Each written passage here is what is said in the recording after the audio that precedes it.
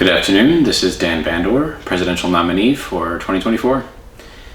With this being the third video, I figured that I would tackle one of the definitely more sensitive topics that will definitely be asked of me during this campaign. And that is the issue of the LGBTQIA plus community. There's a lot of letters in there. So okay, well, first off, I'm male and straight, so I'm not really part of that group. But I can understand the struggle that they're in. And I have tried to help out before, and then I got accused of using their platform to, I don't know, whatever. So basically they didn't want me helping, so I stopped.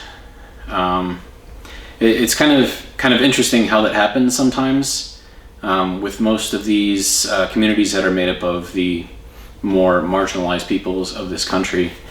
Really, the only time that they want help from those that aren't in that community is if those people are willing to basically, I guess, suck up to them and do exactly what they say, think exactly how they want, and, you know, hate themselves for being who they are. And that seems to be kind of common so far. Now, I'm not saying that that is the same with all people of this community. I mean, I have a lot of friends that are part of that community. I've served with some of them. Granted, that was when Don't Ask, Don't Tell was still there. So they couldn't tell anyone, but, you know, a lot of us just kind of knew. And a lot of them, once they got out, we ended up still being friends afterwards. We walked around in a lot of the same circles. So even though I'm not in that community, I mean, like, I understand what it is to be a part of it. So, and that's, I'm not trying to like defend myself or anything like that. I'm just saying I get it, right? So the reason why I wanted to tackle this topic in this video is because for a lot of the campaign people who are, you know, running for office, especially the Democratic Party, I mean, it's like there is so much pandering going on. And it's like, okay, yeah, they're all, you know, buddy now, but once they get into office, do you think they're going to keep that? Or are they just going to take your votes and just say, thanks for your vote, see you in the next 4 years, I'm not going to do anything for you? And I feel like that's kind of what happens with a lot of these people who are running for president, is they'll promise all of these things and then, you know, just to get the votes. And once they get the votes, it's like they forget everyone that helped them get there. And it's not fair. It's not right, definitely. So I'm going to be as blunt as I possibly can as far as the LGBTQIA plus community. I can sum it up in 3 words. I don't care. All right? Now, if you stop the video right there and you think, oh, this guy doesn't care about, you know, LGBTQ rights or whatever, you haven't paid attention. So let me explain. No one, especially in the government, should tell you how to live your life, right?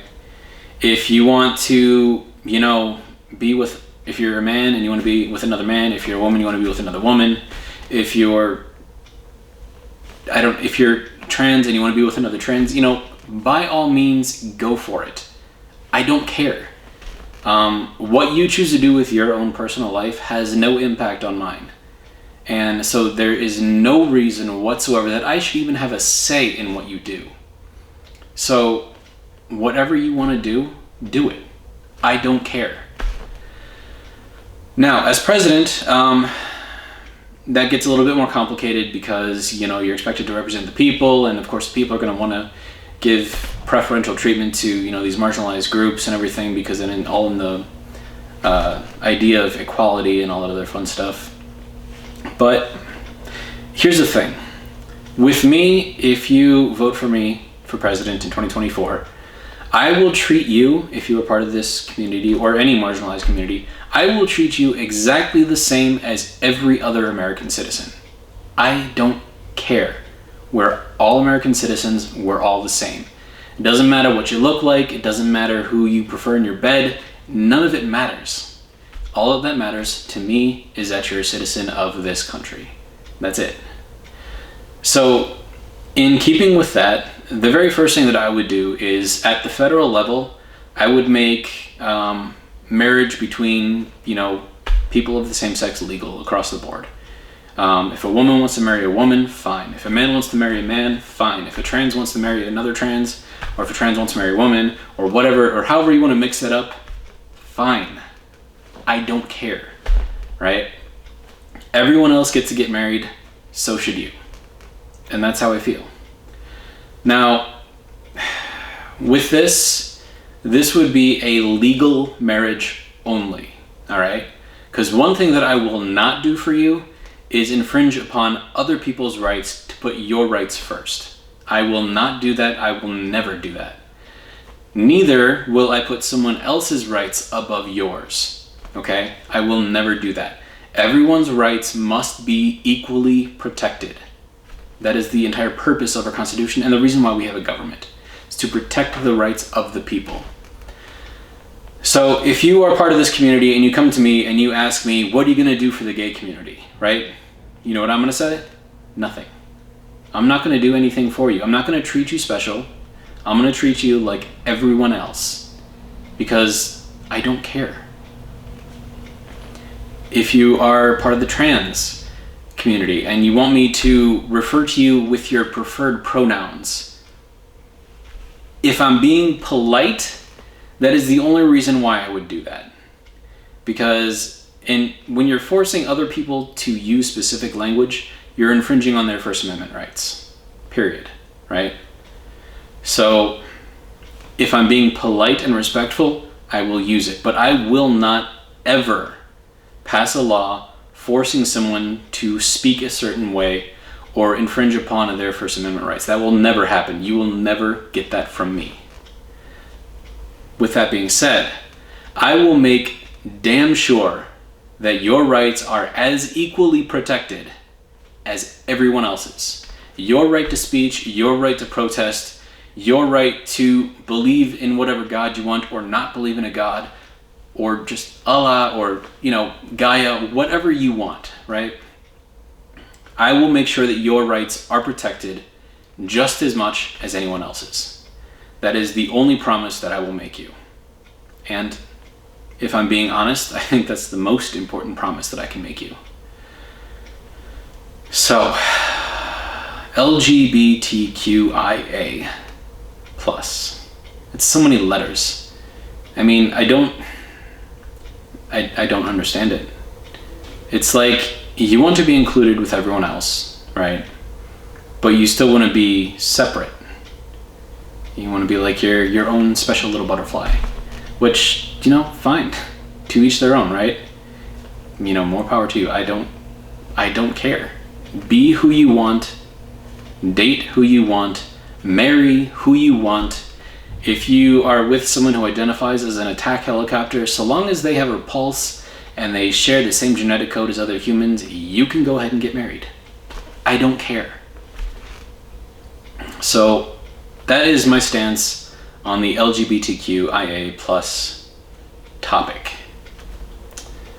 Now, with this being said, as I said, I'm going to try to take away a lot of the stuff, or a lot of the power from the federal level, give it back to the states. So at the federal level, and at the federal level only because that's the only thing that I can guarantee you, you will have equal rights and equal protection under the law as everyone else. You want to be legally married? Fine. Now, if you want to be married in a Christian church or whatever, and that particular church does not approve of, people of the same sex being married together, I will not force them to do that. Because once again, that would be infringing upon their First Amendment rights. So I will not infringe on someone else's rights to put yours first. It will not happen.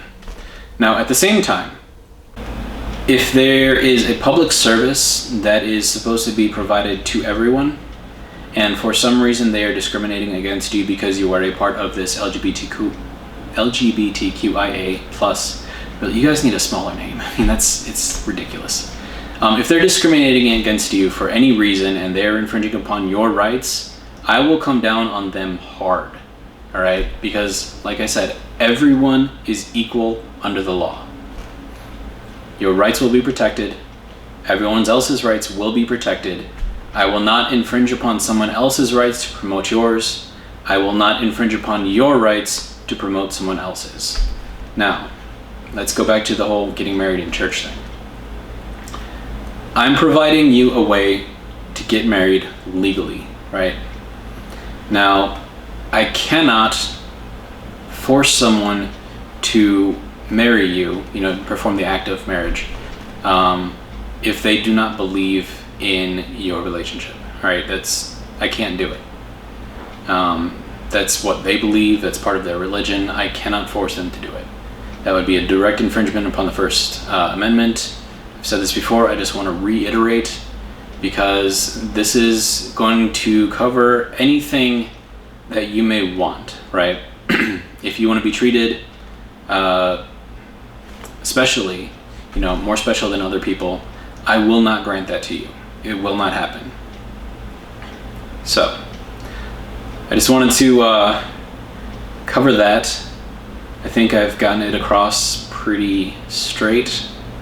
Alright, so now that we've covered the LGBTQIA plus community and what I will do and will not do for them, I want to cover something that actually gets to the heart of the reason why the government as it is right now is in such what I consider to be a bad situation. And I think the main reason for that is because of Citizens United. So if you're not familiar with what this is, this was a law that was passed that allows companies to basically act as individual persons and lobby and donate to presidential campaigns. Now, at the federal level, this would go away. This would be completely illegal, not allowed. With that being said, this would then go to the states, and the states can vote to keep Citizens United if they so choose. However, I would advise, not tell, but advise that they don't. A company is a group of people, right? So if you wanted to lobby a particular politician on behalf of a company, have the people of that company go and lobby the politician, right?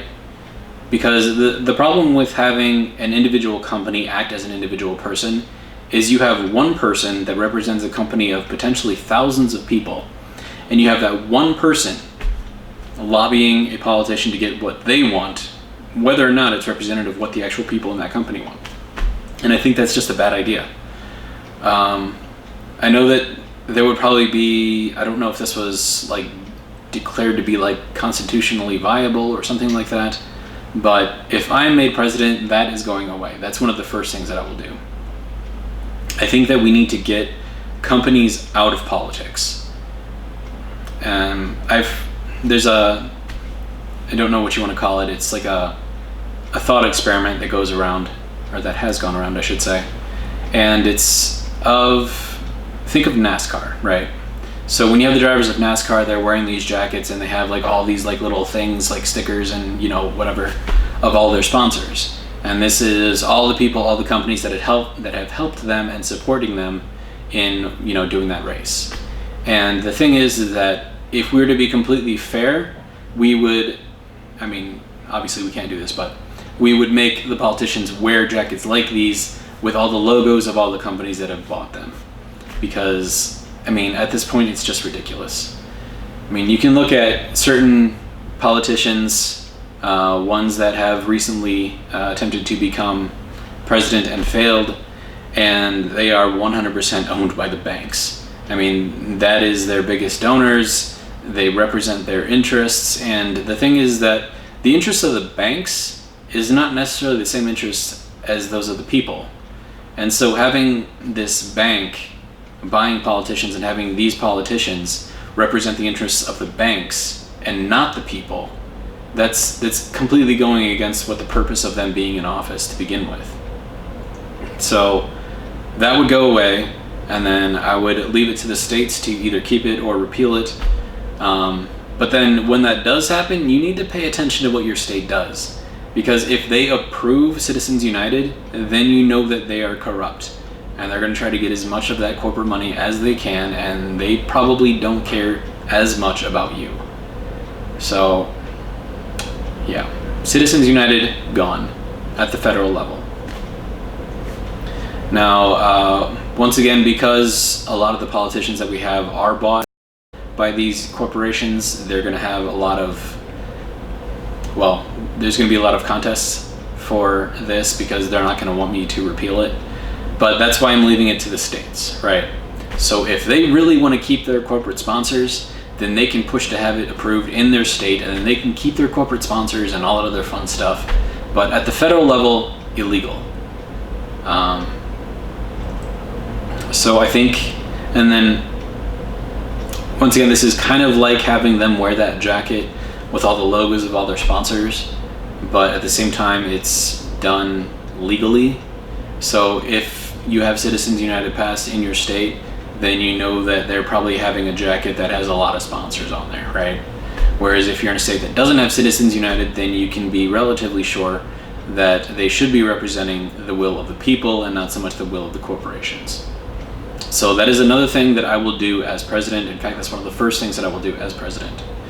So we only covered 2 topics. Oh, I was supposed to do something about me. Okay. So we'll finish up this video with a little bit more about me. So I went to local schools, local public schools here in the city that I live in. And, you know, I did relatively well up until about 5th grade. And then that's when I started realizing that, you know, doing good in school wasn't very popular. I mean, granted, it depended on what circles you ran in, but so then I kind of let my grades slip a little bit, and then by the time that I ended up graduating high school, I ended up with a 2.0 average, which is a C average, not the best, but most of the time it's just because I just didn't do my homework. So yeah, so that's a little bit about me. Once I got into the Marine Corps and then out of the Marine Corps and I realized just how crappy life can be out there, that's when I went to college, and at that point it's like I don't care if I'm popular or not, I'm going to get the best grades that I can. And so I managed to make the Dean's List every single semester that I was in there. So it's I don't know if they did it by month or by semester. I don't know, I have like a stack of like Dean's List things that's like that big. But yeah, so that's a little bit about me. There was some stupid things that I did in the hopes of being popular. I mean, I never was popular to begin with, so it was kind of a waste. And I don't regret it because it kind of forced me to go into the military because, to be completely honest, when I got out of high school, I tried putting in for a local, I mean, somewhat local, but a very pricey private college. And I got denied because my grades were not high enough. So at that point, it kind of forced my hand into joining the Marine Corps. So yeah, it's a little bit about me. So with that, third video is concluded. I now get to go and do some lovely editing, which I love so much. Sarcasm. All right, so thank you for joining, and hope that you will stick around for the next video. Not sure when it's going to come out. I got to think of some topics to cover, but yeah. And then one final thing, Patreon, right? So I have a Patreon account. I've mentioned this in my other videos. If you would like to donate to my campaign and support me, I ask that you donate only $1. No more, just $1. And then if for whatever reason I go off of what you're expecting me to do, withdraw your support. So that is what I ask. Yeah, I think that'll cover it. Thank you for joining, and I'll see you in the next video.